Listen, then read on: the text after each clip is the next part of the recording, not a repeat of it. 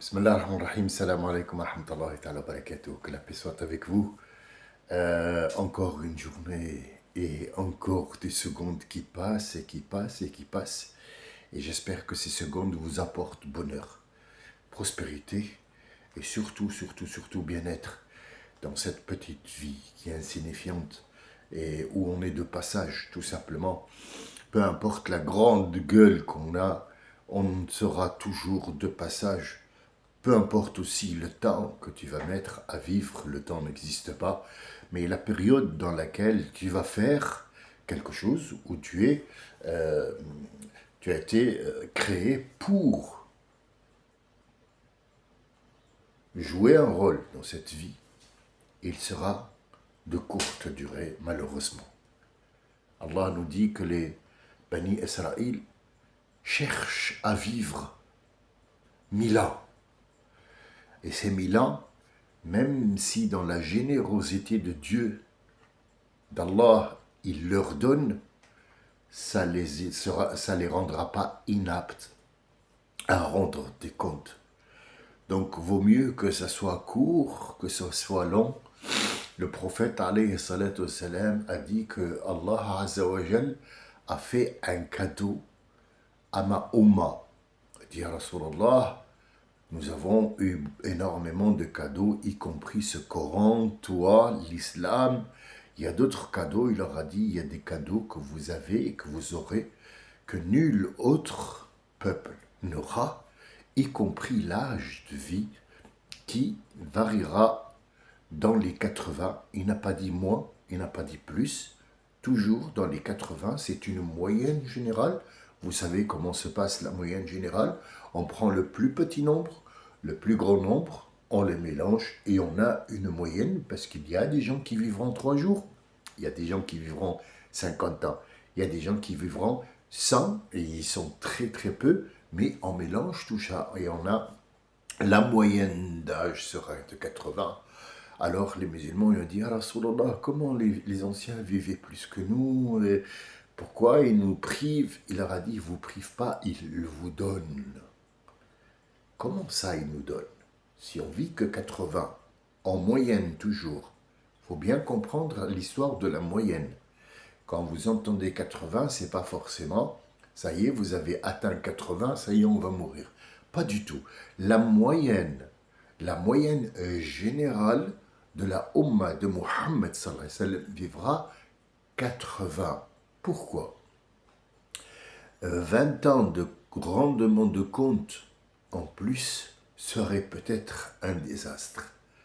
Tant tu vis moins, tant tu as de comptes à rendre en moins, tant tu as la possibilité d'être parmi ceux qui vont être récompensés. Ouh là là.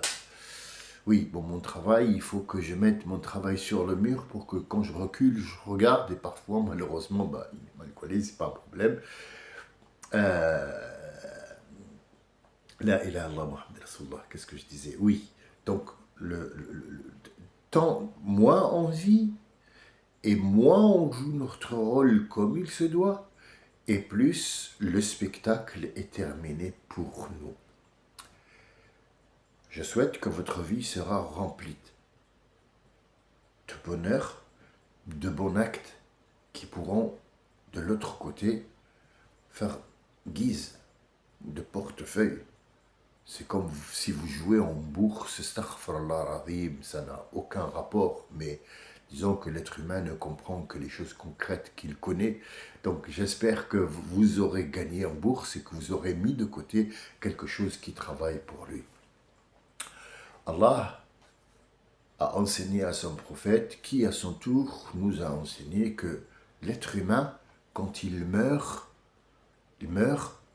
tout meurt avec lui, en lui, pas autour de lui. Autour de lui, avec sa mort, il y a une naissance.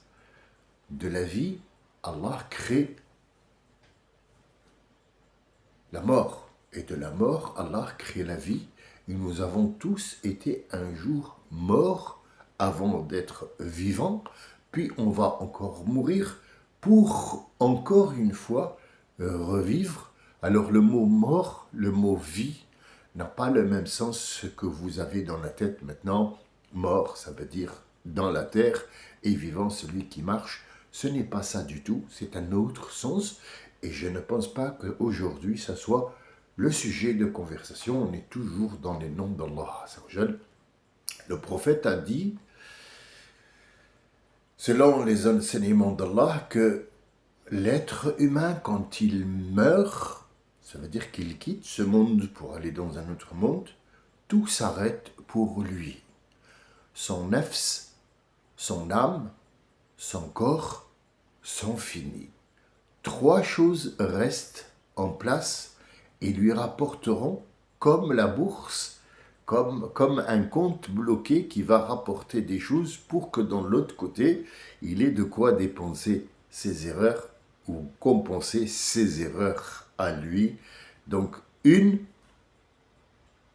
premier, amalun salih. Il a fait quelque chose qui a fait du bien aux autres. Ce travail-là continuera à être vivant. Tant que le monde est monde, ça dépend de combien d'années, combien de siècles, et à chaque fois que quelqu'un bénéficie de ce travail qu'il a fait, peu importe le domaine, dans n'importe quel domaine que vous imaginez, même si vous êtes né en 2026, qu'il y a des travaux qui sont par exemple Uber. Uber aura peut-être bénéficié de quelque chose qu'il a fait qui, à l'origine, s'il n'était pas là, la personne aurait péri. Par exemple, il a sauvé une vie. Donc sauver une vie, c'est comme si tu as sauvé toutes les vies du monde, parce que derrière cette vie-là que tu as avec l'accord de Dieu, bien sûr, que tu as sauvé, ce monsieur, il aurait pu mourir et ne pas avoir engendré des gens qui s'appelleront, par exemple, Louis Pasteur, qui fera le vaccin, qui sauvera des... Ah, voilà. Donc, en fait, c'est à partir de ce style-là qu'on réfléchit quelles sont les conséquences à long terme et non pas à court terme. À court terme, on ne voit rien. Il faut toujours s'éloigner. C'est pour cela que je mets mon travail sur le mur et que je m'éloigne pour voir un petit peu où est la faille. Qu'est-ce qui va, qu'est-ce qui ne va pas, et je retourne pour travailler, que ce soit un petit dessin ou une grande toile ou une décoration chez des gens, c'est toujours la même chose. Deuxièmement, sadaqa jariya. Cette sadaqa que tu as donnée, qui te semble toi anodine, qui te semble c'est rien pour moi, je vous jure que c'est rien. Si j'ai donné juste 30 euros, c'est 50, 30 euros, c'est rien. C'est rien pour toi. C'est rien pour le monde dans lequel tu vis. C'est rien pour ton humble esprit qui est propre, qui a donné ça de bon cœur. Mais sache que ces 30 euros, non seulement ils te rapportent de ton vivant, ils seront une source d'argent où tu n'as même pas idée d'où ils viennent. Ils surgissent de n'importe où, là où tu t'y attends le moins.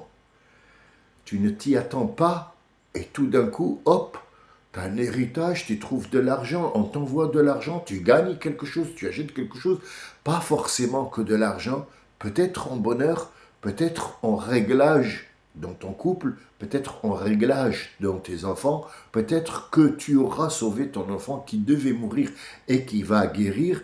Ça ne veut pas dire que de l'argent, ces 50 euros, c'est un geste, ce n'est pas un fait, ce ne sont pas des papiers, c'est une valeur que tu t'es enlevé à toi-même, que tu as donné. Alors, Allah, il te dit, de ton vivant, tu vas recevoir, à chaque fois que tu donnes, 10 voire 700 fois la même chose que tu as donné, mais je ne te dirai pas d'où ils viennent, c'est un cadeau parce que je suis à même et apte de donner moi, mais comme toi tu as fait le geste, je suis content de toi, et quand tu mourras, ce geste continue à travailler comme si tu étais vivant. Parce que tes proches et tes enfants vont en bénéficier et ils ne savent pas d'où ça vient. Et à la fin des temps, ça sera à chaque fois que quelqu'un bénéficie de cette chose-là, la même bénédiction viendra à toi, mais en hasanat, et toi, tu n'existes même plus, tes os, ils sont devenus cendres. Où se trouve ce passage? Il se trouve dans Sourate Al-Kahf. Sourate Al-Kahf. La meilleure assurance pour tes enfants, c'est que tu fasses du bien. Il a dit Amma al-jidaru, le mur qui allait s'abattre et que El-Khidr est allé remettre en place. En dessous, il y avait un trésor. Ce trésor n'a pas existé parce qu'un pirate est venu le cacher là-bas. C'est à chaque fois que leur père faisait quelque chose, il se transformait en trésor et se mettait sous le mur de sa propre maison qu'ils vont quitter parce que le père est mort. Mais le travail qu'il a effectué travaille toujours et lui, il est mort. Donc, à chaque jour, ce trésor grandit, chaque jour, ce trésor grandit, jusqu'à ce que les enfants atteignent l'âge légal de pouvoir réfléchir et utiliser ce trésor, et ils viendront pour récupérer la maison de leur père, et ils y trouveront ce kenz-là, ce trésor. Pourquoi le Khidr est venu pour remettre ça? C'est pour nous apprendre que quand tu fais quelque chose et que tu es mort, cette chose travaille toujours pour toi. Ne sous-estimez jamais 1 euro. Ne sous-estimez jamais une demi-date. Ne sous-estimez jamais ce que vous faites, parce que ce que vous donnez ne manquera jamais. Jamais de la vie, il manquera à votre bourse qui est d'origine. Vous gagnez 100 euros et vous en avez donné 30, malgré que vous en avez besoin. Ces 30 euros reviendront vous hanter toute votre vie. C'est le mot hanter. On va le prendre en rigolade, hanter. Ça veut dire qu'à chaque fois que tu bouges, tu auras ces 30 euros qui viennent de nulle part. Tu ne sais pas d'où ils viennent. Ils viennent d'Allah Azza wa Jal. Et ce nom-là que Dieu s'est attribué, c'est Al-Ati, Al-Wahhab. Al-Ati, c'est une chose, et Al-Wahhab, c'est une chose. Al-Ati, pour l'être humain, c'est celui dont je vous ai expliqué, c'est celui qui donne sans attendre. Al-Ati, c'est celui qui donne sans attendre de retour. Il donne sans attendre de retour. S'il attend, c'est qu'il attend un retour d'Allah Azza wa Jal.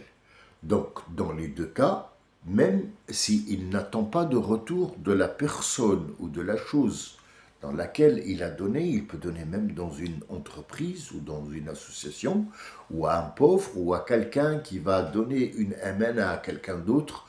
Et la meilleure des amanas, c'est celle que tu donnes à quelqu'un que tu ne sais pas, que tu n'as aucune idée qui c'est, pour ne pas l'avoir en tête, pour qu'un jour, tu ne dises pas « elle-même », c'est aussi le nom de Dieu, dire « moi j'ai donné à quelqu'un », non, j'ai donné mais je ne sais pas à qui, c'est la meilleure des choses pour que tu ne tombes pas dans « elle-même » qui appartient à Allah Azza wa Jal. « Elle-même » c'est dire « moi j'ai donné », ça n'appartient qu'à Dieu qui s'appelle « El-Manen ». El-Manen, c'est celui qui va te rappeler qu'il t'a donné. Pas en échange de quelque chose, mais il te rappelle qu'il t'a donné. Donc ça s'appelle El-Manen. El-Manen, dans ce monde-là, il ne te le rappellera pas. Sauf que quand tu meurs, il va te dire, tu te rappelles quand je t'ai donné telle et telle et telle chose. Ça s'appelle El-Manen. Ça n'appartient qu'Allah et c'est un attribut que Dieu s'est laissé pour lui et il l'a donné comme nom. Sauf que El-Mannanu ne peut être donné à aucun être humain parce qu'ils sont interdits de dire j'ai donné. Pourquoi? Parce que l'être humain, quand il donne de sa poche, il a donné de quelque chose qui existe. Qu'on lui a donné lui-même, qu'on lui a donné, qui lui a donné, c'est Allah. Est-ce que Allah a fait le geste de donner comme ça 1 euro ou 50 euros du ciel? Non. Ce sont les causes qui se sont mises en place Il a choisi un travail où il est dans un, je sais pas, notre siècle peut-être. Pourquoi toujours ce siècle de 2026? On peut prendre un siècle qui n'est pas encore venu ou un siècle qui est déjà passé il y a très longtemps. Nous, et les gens qui étaient avec lui, ils n'étaient pas beaucoup et pourtant Allah leur donnait. Il leur donnait de la terre qui pousse, il leur donnait du ciel, des oiseaux, il leur donnait du gibier, il leur donnait de l'eau, de l'air. C'est tout ce que l'être humain a besoin et surtout des sentiments, des sensations et autres choses que nous ne connaissons pas aussi. Voilà. Donc, par exemple, quand on mange des épinards, nous avons des matières ferreuses qui vont aider l'os à maintenir ce sang en place. Ça, c'est une donation. Il y a une donation qui n'en est pas une. Par exemple, Allah va vous donner, Ya Rabbi, donne-moi des sous, Ya Rabbi, donne-moi des sous, tu vivras 50 ans sans sous. Et tu vas avoir un petit frisson disant que ouais, Dieu il n'existe pas, je lui ai demandé, puis il n'y a rien qui est venu. En fait, quand il ne t'a pas donné de l'argent, parce que s'il t'avait donné ce que tu avais demandé, tu n'as aucune idée de l'avenir, comment il est. Et lui, il sait Al-Alim. Il est alim de ce qui va t'arriver quand tu auras ces sous-là. Tu vas dévier d'une place à l'autre et tu vas courir à ta perte.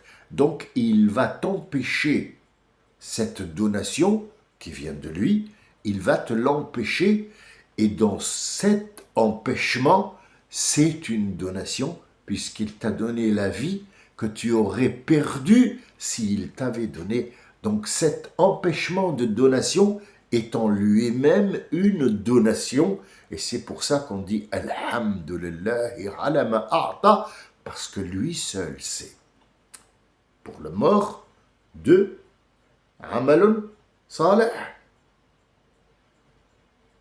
une sadaqa qu'il a donnée, un travail qu'il a mis en place pour que les gens puissent l'utiliser, et waladun salihun yad'u lahu. Un enfant, il n'a pas dit femme ou homme. Waladun, ça veut dire bébé. Waladun ne veut pas dire explicitement masculin.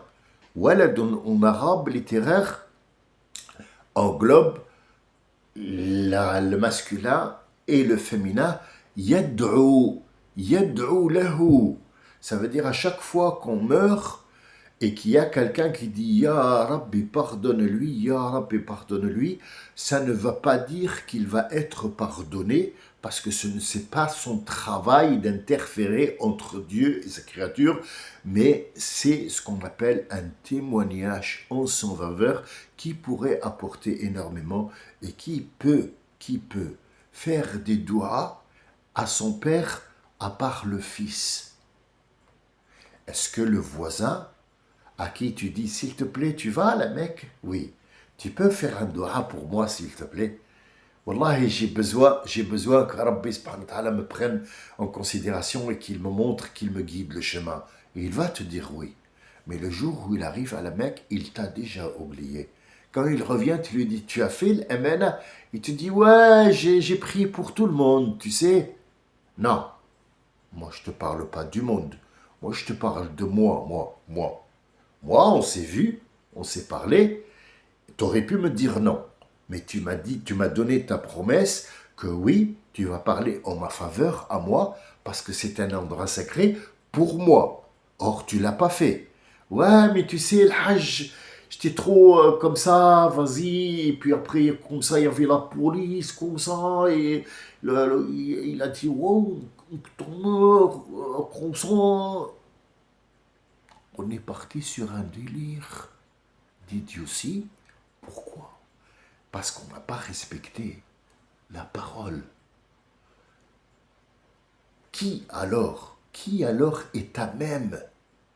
Qui est à même de prier pour toi, sauf quelqu'un que tu as engendré et à qui tu as donné l'amour, que tu as donné l'éducation, que tu as donné une vie, si on peut appeler le papa donne une vie.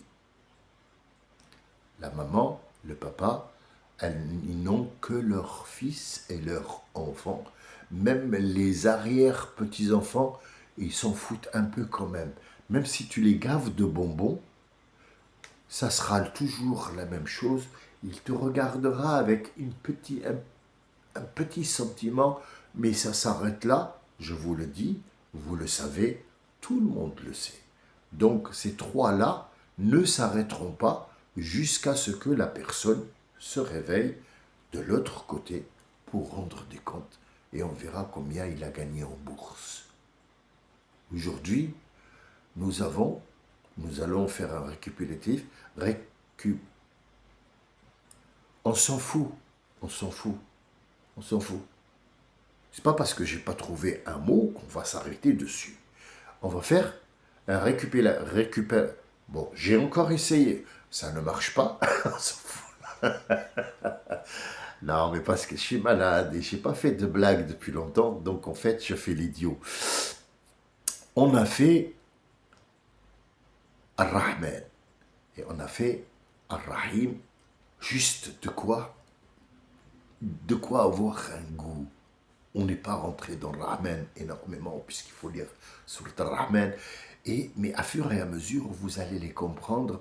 Aujourd'hui, nous allons attaquer 4. Ils sont simples. Tous les jours, on les dit. Tous les jours, on les prononce sans faire attention. Le premier mot qu'on utilise, c'est Ah, Mohamed, ça va? Wallah, alhamdulillah. Wallah, alhamdulillah. Bon, les gestes et les mimiques, ils servent à rien. Ils servent à rien du tout. Ils sont tous comme Wallah, alhamdulillah. Pourquoi tu fais ça? Wallah, alhamdulillah. Pourquoi pas ici? Pourquoi alhamdulillah? Remets ta bouche en place, cousin. Cousin. Tiens-toi droit. Alhamdulillah. Qu'est-ce que alhamdulillah? Traduit en français tout simple, louange à Dieu. On s'est mis d'accord que Dieu ne veut rien dire du tout, du tout. On est obligé de l'utiliser parce qu'on parle en français. Et donc Dieu veut dire, il est le seul et unique être suprême. Il n'y en a pas d'autre. Bien. Alors, alhamdou, c'est pour lui. C'est pour al-ilah. Alhamdulillahi. Alors ici, l'aime, c'est min huruf al-jar qui tire vers lui alhamd. Toujours huruf al-jar, vous allez me l'entendre parce que la première fois quand je l'ai dit, les gens ils ont un petit peu qu'est-ce que c'est que ce huruf al-jar? On n'a pas compris huruf al-jar, huruf al-jar. Il n'arrête pas de le dire mais on n'a pas aucune idée. Pour moi, c'est très simple. Je sais que pour vous, c'est très compliqué parce que vous n'avez aucune idée de ce que c'est. Huruf al-jar, ce sont des lettres qu'on met dans la phrase pour attribuer quelque chose à quelqu'un ou à une autre chose. Fataha, fataha, il a ouvert, Sami, al-bab, la porte. Fataha, Sami, al-bab. Ici, il n'y a pas d'attribution parce que le verbe a fait son travail. Qui a ouvert la porte? Sami. Mais si on parle de lui à la troisième personne et on va lui attribuer l'ouverture de la porte, sachant que tout le monde ouvre une porte un jour, ce n'est pas en soi, ce n'est pas un exploit. Mais disons que ce monsieur est un ouvreur de porte. Eh oui, c'est son métier. Il y a des gens qui ont travaillé comme boudin de porte pour les comtes et les comtesses et les rois. Boudin de porte. Il se met en dessous de la porte pour que l'air froid ne rentre pas chez monsieur le roi ou le comte qui dort dans son lit, qui pète bien comme il faut. Et le monsieur, il est là, c'est son travail et c'est un honneur pour lui. Pour moi, je ne sais pas, mais pour lui, c'est un honneur d'avoir été le boudin de porte de quelqu'un. Donc, ouvreur de porte, on peut aussi. Il prend un autre mot, oui, concierge, voiturier, mais on va parler simple, court, c'est un ouvreur de porte. Ici, on va lui attribuer l'ouverture de la porte. Fatihu al-babi. Fatihu al-babi. Sami. Sami. Fatihu al-babi ou bien al-babu. Ici, on ne l'a pas attribué parce qu'il n'y a pas de harf jar. Alors, qu'est-ce qu'on fait?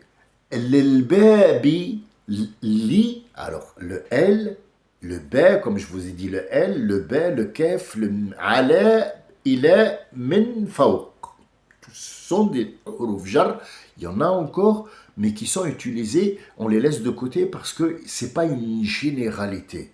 Ces 5 ou 6 ou 7 harf jar, ils vont attribuer le geste et le verbe à quelqu'un de spécial, sachant que tout le monde ouvre une porte, mais l'babi, li,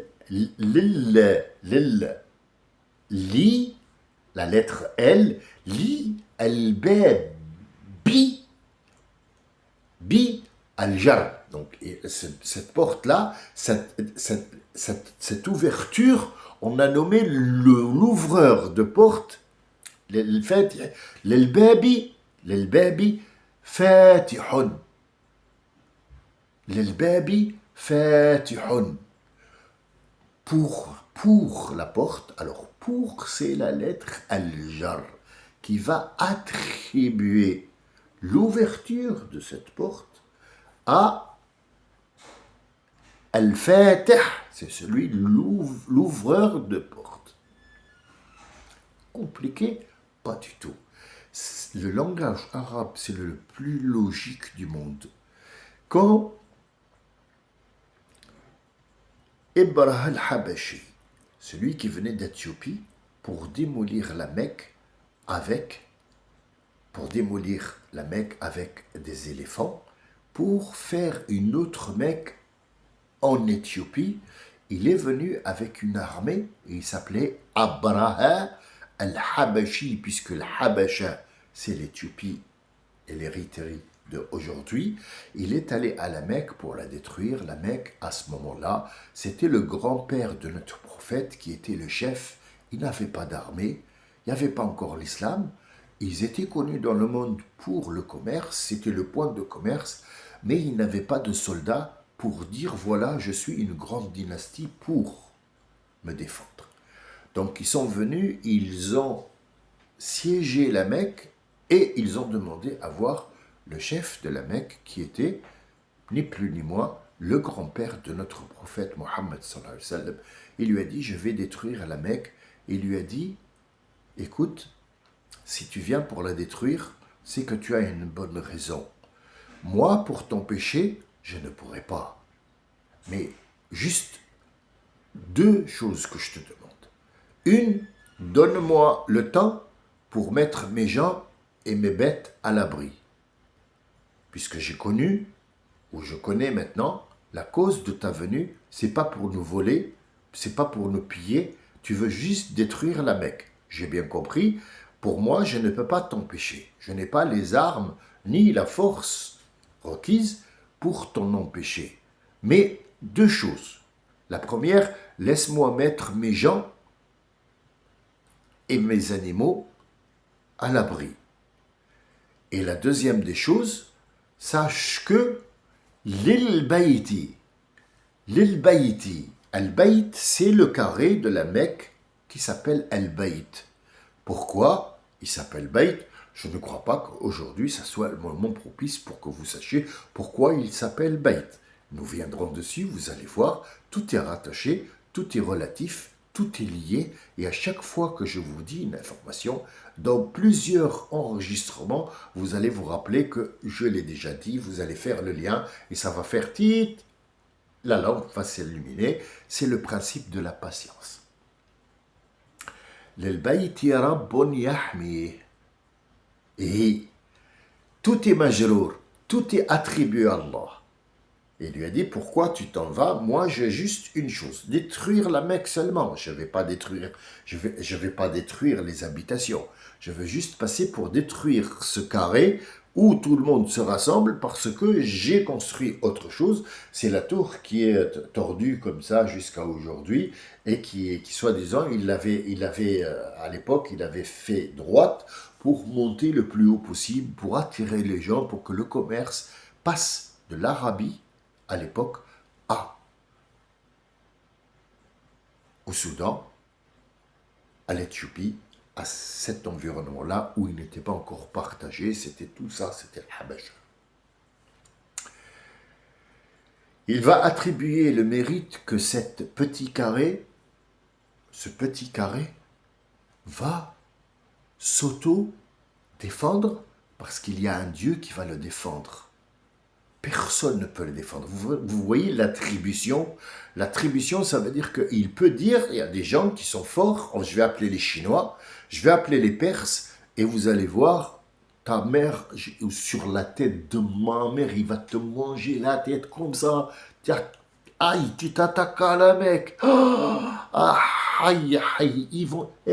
même ta culotte, il n'y a rien à plus.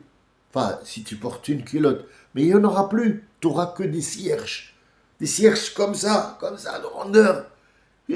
Non, il lui a dit l'attribution de ce qu'on appelle la défense est attribuée à son propriétaire qui est Allah. Ça s'appelle huruf al-jar. Li al-bayti rabbun yahmihi. Tout est majrour, ça veut dire qu'il n'y a aucune intervention humaine, tout est d'Allah. Et vous savez, vous connaissez tous, Alam tara kayfa fa'ala rabbuka bi ashabil fil. Les gens, est-ce que tu as vu ce que ton Dieu, ton Rabb plutôt, ton Seigneur, a fait aux gens et aux propriétaires des éléphants? Alam yaj'al kaydahum fi tadlil wa arsala alayhim tayran ababil tarmihim bihijaratin min sijil faj'alahum ka'asfin ma'kul. Il a envoyé des oiseaux qui ne craignent pas le feu, et chaque oiseau d'entre eux apportait une braise dans les pattes ou dans les griffes qui était allumée. C'était une pierre de feu qui était destinée à chaque personne d'entre eux et à chaque éléphant, et il les a rendus en cendres. Dites-moi que les oiseaux pyromanes n'existent pas, je vous écoute.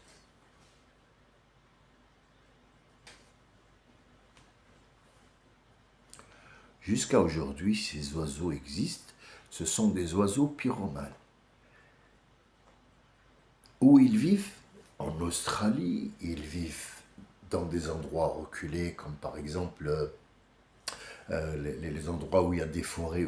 Et alors ils prennent des pierres ou des braises allumées et ils vont l'allumer à leur guise à eux pour que les petits rongeurs et les machins sortent et qu'ils puissent manger. Ce sont des oiseaux pyromanes. Renseignez-vous. Cheikh Google, aujourd'hui, fait Tarawih. Alors, vous pouvez lui demander ce que vous voulez. Il y a un bouton, vous appelez, dit « Allô, Cheikh Google, salam alaikum wa rahmatullah ». Il va te dire « Wa alaikum assalam ». Tu poses la question, tu vas voir Cheikh Google, c'est quelqu'un... c'est du miel, Cheikh Google. Il est bien. Posez-lui la question sur les oiseaux pyromanes. Est-ce que tout ça porte le nom d'Allah Azza wa Jal? Oui. Oui. Alors Allah ici, ça s'appelle Dhul Quwwat al-Matin. Dhul Quwwa al-Matin. Al-Qawi, ça veut dire qui est fort. Mais le mot fort, pour les êtres humains, c'est quelqu'un qui a du muscle. Ou alors il est fort en maths. Ou alors il est fou en conneries comme moi. Moi je suis très très fort en conneries. Je peux vous sortir la connerie en 5 secondes, elle est là. Ou alors, très gros mots, il est fort en grands mots. Ou il est fort en sciences. Ça veut dire qu'il est juste fort dans quelque chose. alors que Allah Azza wa Jal est fort dans tout, sa forteresse ou sa force seulement s'étale sur le psychique, le mental, le physique, le visible, l'invisible, le physique, le métaphysique, les étoiles, l'ensemble des cieux. Sa force s'étend au-delà de la force. C'est la différence entre nous sommes forts et Allah est fort. Il s'appelle Al-Qawi, Al-Matin. Al-Matin, quand on dit Matin, ça veut dire qu'on a par exemple ce qu'on appelle une Shaima. Oui, il y a des femmes qui s'appellent Shaima. Sachez que votre nom veut dire la corde qui tient le bateau, la grosse corde qui tient le bateau s'appelle Shaima. Shaima où elle tire une force que nulle autre chose ne peut retenir. Elle s'appelle Shaima. Cette Shaima-là, on dit qu'elle est matina. Matina, ça veut dire qu'elle est non seulement tissée, mais qui ne veut pas, matina ne veut pas dire tissée, mais non seulement elle est tissée, mais ce tissage lui apporte force, plus que force, et tant elle est tissée, tant elle est large, et tant elle peut soutenir des forces énormes, c'est ce qu'on appelle la ligne ou la soie de l'araignée qui a l'état humain. Si l'araignée avait notre corps, notre grandeur, pareil que notre corps, le fil qu'elle tisserait serait plus fort que n'importe quel acier trempé. Ça s'appelle matin. Allah el-Matin, est-ce que Allah a des forces, a des muscles? Non. Ça veut dire que Allah Azza wa Jal, il n'y a aucune force qui peut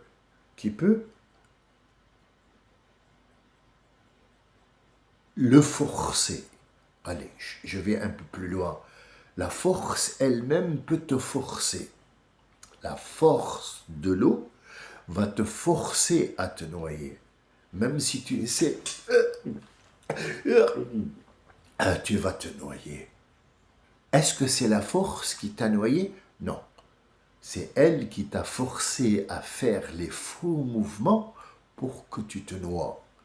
Parce que si tu avais gardé ton calme, par exemple, ce qui est très rare et peut-être inexistant, tu aurais trouvé des solutions pour te laisser aller avec cette force, utiliser cette force pour toi et non pas contre toi. Donc Allah est fort et sa force peut t'anéantir comme elle peut t'aider. Que Allah puisse être fort avec vous et pas contre vous, parce que contre vous c'est une perdition totale. Nous en avons vu deux. Maintenant, je vais terminer avec deux qui seront faciles, que vous disiez tous les jours. Alhamdulillah. Une. Wa qul huwa Allahu ahad. Deux. C'est tout. On verra la prochaine fois autre. Alhamdulillah. Mais il ne comprend pas ce qu'il dit. Alors, alhamd, ce sont les louanges. Quand quelqu'un t'apporte, par exemple, je sais pas moi, n'importe quoi, quelqu'un qui te dit bonjour, la moindre des policiers, la politesse, c'est de lui dire bonjour. Salam alaikum, salam alaikum, rahmatullahi wa barakatuh. Tu as osé me poser la question comment je vais. La ba's. Le mot ba's en arabe, c'est le mal. Ba's, c'est le mal. Al-ba's, ça veut dire que tu es malade, que tu as un problème, que tu as une difficulté dans la vie. Ça s'appelle al-ba'su. Al-ba's. Et quand on pose la question, la ba's, en arabe littéraire, la ba's, c'est devenu, ah wesh, la ba's, la ba's. Ça ne veut plus rien dire du tout quand on l'a dit. La ba's, ça veut dire, est-ce que je peux compter sur toi pour qu'il n'y ait pas de ba's? Ou est-ce que tu en as un? C'est ça, la baisse. L'autre va lui dire Wallah alhamd, Wallah alhamd. Alors déjà, il commence à jurer. Je te jure sur la tête de ma mère, Wallah l'azim, Wallah, sur la Mecque, sur le, je sais pas quoi, sur la voiture de Henri XIV, sur la charrette de Kalthoum, ça va. Et on dit je t'ai posé une question, est-ce que tu as une difficulté, est-ce que tu as un problème? La ba's, t'en as pas? Tu peux me dire oui ou non. Malheureusement, c'est comme ça. Puis après, il lui dit Alhamdulillah.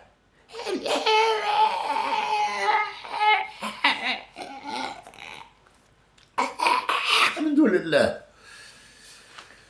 Si on comprenait ce que ça veut dire Alhamdulillah, on n'aurait pas toutes ces mimiques à faire. Alhamdulillah,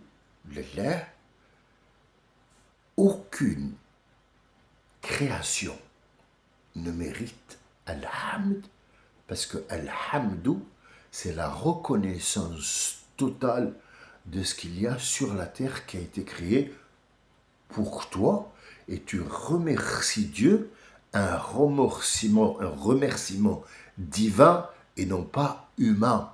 Tu dis merci à ton copain, à ta mère, à ton frère, à ton chef, à ton collègue, à ta femme, à tes enfants, à ton voisin, à n'importe qui passe et qui te dit bonjour, tu lui dis merci beaucoup pour votre gentillesse, tu le remercies, mais nos remerciements ne sont que de l'hypocrisie.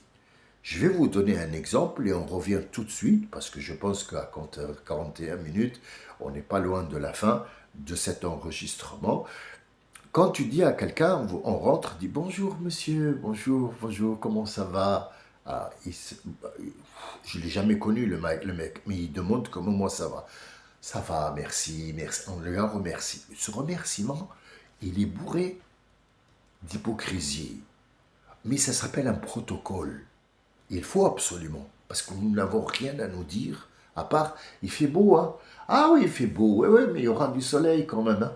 Ah oui, et vivement les beaux jours, hein? Ah oui, c'est une entrée pour une discussion qui est remplie d'hypocrisie, mais c'est un protocole pour que les gens puissent se rencontrer. Malheureusement, il commence avec le mensonge. Est-ce que ça va? Oui, merci, je vous en prie. Alors toi, tu pries ce gars-là que tu n'as jamais vu de rentrer. Et tu lui dis, je suis enchanté de faire vos... Est-ce que tu sais ce que ça veut dire enchanté? Toi, tu es enchanté de connaître cette personne qui va se révéler dans le premier quart d'heure une merde. T'es sûr? T'as menti. Voilà ce que ça veut dire les louanges.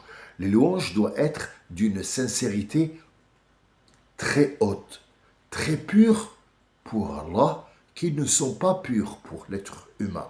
Tu peux dire à un serveur, merci de votre gentillesse, vous avez été pour nous à la hauteur, vous nous avez rapporté un café. Mais ferme ta gueule, mais il t'a pas amené sur la lune quand même, il t'a apporté un café, c'est son travail, les serveurs, tu vas le payer, tu vas partir, tu n'as même pas allumé par politesse, tu lui dis merci, n'en rajoute pas. Le rajout est pour Allah, Alhamdulillah, je reconnais tous les ni'am et tout la rahma que Dieu m'a donné et il m'a fait vivant et je suis là devant toi, peu importe si j'ai du ba's ou pas, Alhamdulillah pour ce qu'il m'a donné. Et Allah, il dit, Hamadani Abdi. Il a su que c'était moi qui étais derrière sa vie, derrière les donations. Donnez-lui encore, parce que c'est moi le donneur. Donnez-lui encore. Al-Hamd rajoute. C'est ce que c'est Al-Hamid. C'est le nom de Hamid. C'est celui à qui les remerciements sont divins et sincères, purs. Purs. Il s'appelle Al-Hamid. Il n'y a pas d'autre Hamid, sauf si on appelle quelqu'un Abdelhamid. Et l'autre, c'est Qul Huwallahu Ahad. Qul dit, on ne va pas rentrer dans les détails, d'où vient cette sourate et comment on pourra la voir un de ces jours. Vous savez, j'ai tellement de trucs à vous dire que je ne sais pas si j'aurai assez de vie pour terminer tout ça. Mais à chaque fois que vous voyez quelque chose, vous allez dire, merde, hier, je l'ai passé sans cette information. Putain, j'ai 50 ans sans ces petites informations que je devais savoir il y a 50 ans en arrière. Ils sont où passés nos aïeuls? Pourquoi? Pourquoi la vie est si difficile? Parce que tes aïeuls n'ont pas appris tout ça, qui sont simples. Et c'est pour ça que notre prophète, il a dit, quand vous connaissez les noms d'Allah et que vous les recensez et que vous les décortiquez, vous rentrerez au paradis parce qu'automatiquement vous avez tout compris. Ce n'est pas le fait de les apprendre, c'est le fait d'avoir vu clair. Allahu Ahad. Pourquoi il n'a pas dit Wahid, sachant que le mot qui vient après, le nom et l'attribut As-Samad, avec Alif, Lem, ça veut dire c'est lui le Samad. On reviendra au Samad, pas aujourd'hui. Mais As-Samad, il est connu et reconnu. As-Samad, mais ici, Ahad, il n'a pas dit Al-Ahad. Parce que Allah est Ahad et il n'est pas Wahid. Quand on dit Al-Wahid, c'est le seul. Il peut en dire c'est le seul pour l'instant. La phrase peut contenir pour l'instant. Il est seul. Demain, on ne sait pas. Il pourrait y avoir un autre Saddam Hussein. Pour l'instant, on est sûr de l'avoir tué. Mais avec Gaddafi, tu sais, on s'attend à tout. Eh oui, eh oui, on s'attend à tout. Qui aurait pu voir que le meilleur lèche-cul au monde, c'était Sarkozy? Quand George, que Dieu le maudit, a vie, et après la vie, quand il est venu en France, il est reparti avec les fesses propres. On n'a vu pas un seul microbe. Tous les scientifiques se sont penchés, ils ont dit c'est pas normal, monsieur le président, normalement on a des microbes là-bas, on a des choses, mais vous avez le cul d'un bébé, il n'y a rien propre. Il leur a dit c'est assez. Sarkozy, le cul de l'Amérique, de Bush, yes. Mais oui. Il y a des choses que tu ne peux pas comprendre, c'est comme ça, c'est un spécialiste dans le... Il avale. Bien, donc, Allah, Ahad. Ahad, ne peut pas y avoir autre chose à part lui. Dans son genre, il est unique, c'est l'être unique, seul, et non pas divisable, non pas multipliable, il est unique, seul et unique. Les deux mots sont inséparables pour savoir ce que ça veut dire ahad. Pas d'image, pas de dessin, pas de forme, pas d'endroit, pas de temps, c'est ahad. Mais quand il dit al-wahid, il se pourrait qu'il y en ait un deuxième ou qu'il y en ait eu un avant lui et qui peut avoir une forme. Les mots sont très importants. Donc Allahu Ahad. Pas de forme. J'espère que j'ai mis bien les formes sur cet enregistrement. Je vous remercie de m'avoir écouté. Je m'excuse des petites sorties de route, mais il faut bien qu'on mette un petit peu de piment pour qu'on puisse sentir quelque chose. Et en fait, nous reprendrons l'enregistrement, Inch'Allah, demain, si je suis encore en vie. Si je suis encore en vie, ça va mieux le rhume. Par contre, demain, on va enlever le drap.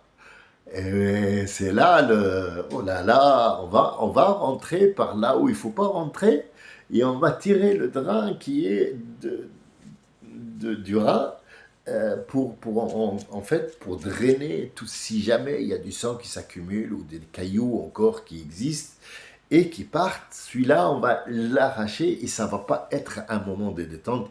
Mais j'ai vu pire que ça et ça ne sera pas une maladie, une grande intervention. C'est ce qu'il y a de plus banal. Je l'espère pour vous un jour mieux que les autres. je l'espère pour vous, un Ramadan, le mois de Ramadan qui sera béni plus que les autres. Sachez que les gens qui ont fait quelque chose de bien le trouveront dans ce mois-ci et tout le temps qu'ils vivront, ils trouveront ce qu'ils ont fait devant eux et c'est dans la bourse, c'est dans la poche, c'est dans la boîte. Salam alaikum wa rahmatullahi wa barakatuh.